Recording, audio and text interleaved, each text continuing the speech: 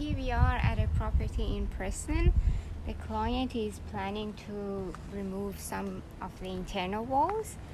Well, that's the house. The external cladding is weatherboard and the roof is metal sheet. The house is sitting on stumps. So let's go inside and check out the walls.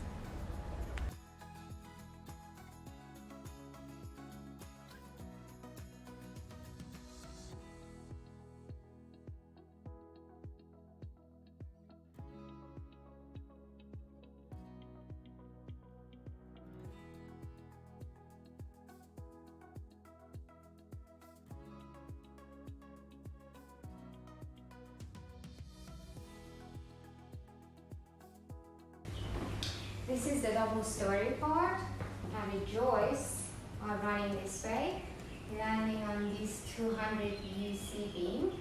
Then there's a steel post here, and there's a steel post on the other side as well.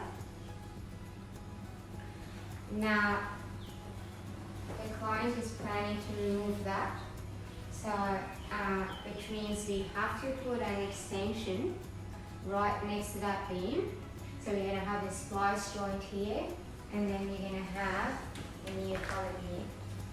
So that's that.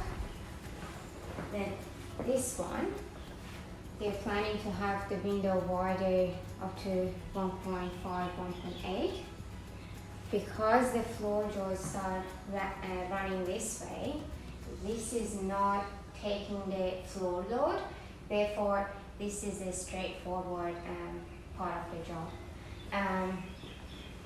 Now next is this window here, which they're gonna have that around 3.8 meters wide. Now there's a steel beam running here, steel post and steel post on that side.